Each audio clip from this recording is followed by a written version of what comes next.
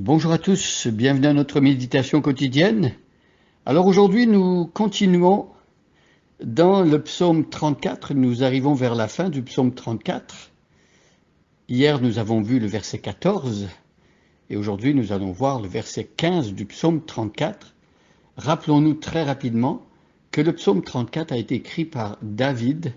David qui était poète, joueur de harpe, vaillant guerrier, et surtout celui que Dieu a choisi pour devenir roi. Un homme qui s'est laissé façonner par Dieu, tellement qu'il a été dit de David qu'il était un homme selon le cœur de Dieu. Alors cela ne veut pas dire que David était parfait, il a commis l'adultère avec Bathsheba, il avait fait mourir le mari de Bathsheba, qui était un vaillant soldat, qui était sur la ligne de front, il a envoyé sans protection au-devant de la mort. Il a commandé même à ses soldats de se retirer pour être sûr qu'il allait mourir parce qu'il voulait cacher sa faute. Il voulait essayer de dissimuler le fait qu'il avait couché avec la femme de son soldat et qu'il l'avait mise enceinte. Et donc, il a voulu ensuite prendre Bathsheba comme femme, il l'a épousée, et il a pensé que tout le monde croirait que finalement c'était lui qui avait mis cette femme enceinte. Or, ce n'était pas le cas du tout. Dieu a envoyé le prophète Nathan auprès de David pour reprendre le roi David. Et ce qui est selon le cœur de Dieu dans la réaction de David, c'est qu'aussitôt que le Seigneur lui a fait savoir par la bouche du prophète Nathan que c'était lui qui était coupable, David s'est repenti. David a confessé son péché, sa faute, et David a été touché et il a regretté et il a été vraiment affligé à cause de ce qu'il avait fait. Il a reconnu ses torts. Et ça plaît à Dieu. Donc aujourd'hui, nous allons regarder le verset 15, mais je vais rembobiner un petit peu et lire à partir du verset 12 pour avoir le contexte. Vous savez que c'est toujours très important, quand on lit un texte de la Bible, de ne jamais lire un verset isolé. Ça nous amènerait parfois à tirer des conclusions et avoir des interprétations farfelues qui ne sont pas selon l'esprit ou le fil de la pensée de l'auteur biblique. Nous allons lire le verset 12 du psaume 34 et nous allons nous arrêter au verset 15. « Venez mes fils, écoutez-moi, et je vous apprendrai la crainte de l'Éternel. Qui désire une longue vie? Qui souhaite vivre de nombreux jours pour goûter au bonheur? Mais qu'il veille sur sa langue pour ne faire aucun mal, qu'aucun propos menteur ne passe sur ses lèvres. Détourne-toi du mal, fais ce qui est bien, cherche la paix avec ténacité. » Alors hier nous avons vu que c'était très important de veiller sur sa langue pour ne faire aucun mal. La langue est un membre, nous dit Jacques, le demi-frère de Jésus, dans Jacques chapitre 3, qui est embrasé par la géhenne.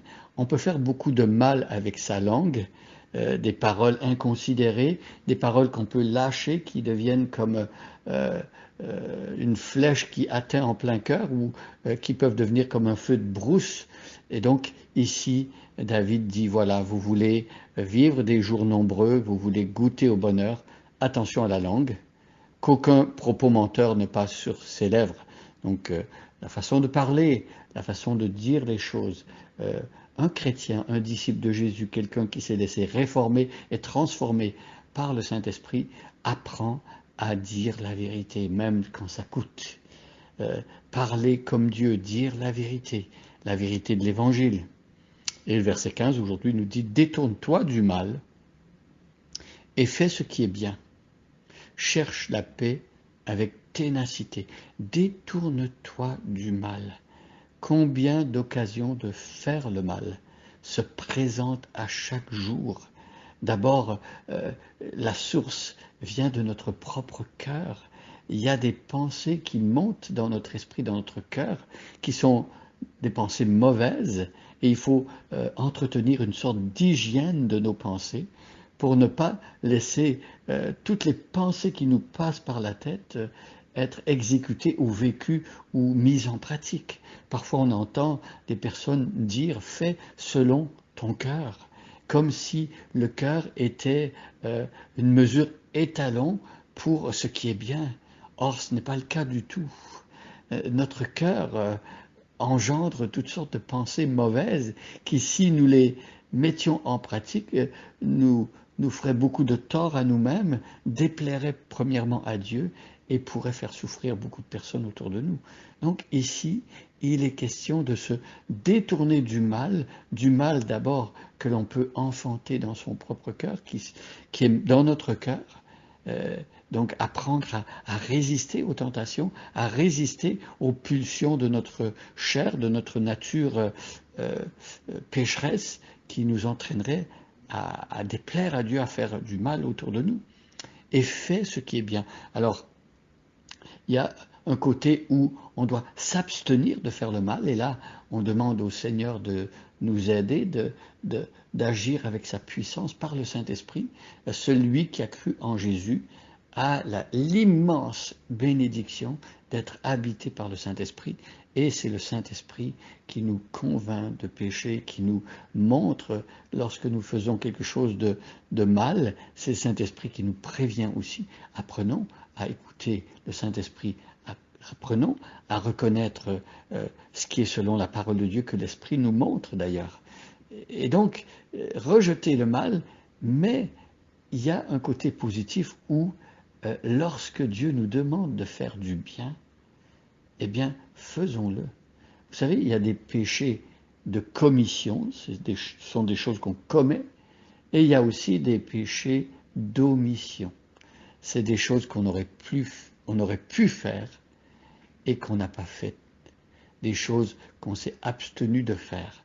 Donc ici, il est question de se détourner du mal, oui, bien sûr, et que le Seigneur nous guide et nous apprenne à faire cela, mais aussi que Dieu nous rende attentifs au bien que nous pouvons faire autour de nous à chaque jour. Nous avons combien d'occasions de glorifier Dieu, de manifester la beauté de Christ en faisant du bien autour de nous, à ceux qui ont besoin, faisant du bien à des frères et sœurs dans l'Église, mais aussi à des personnes qui n'appartiennent pas encore au Seigneur. Alors laissons-nous guider. Et ensuite, le verset 15 nous dit « Cherche la paix avec ténacité ». C'est tellement facile de se laisser aller au conflit, aux bagarres, aux controverses, aux polémiques. Tellement facile d'oublier la paix.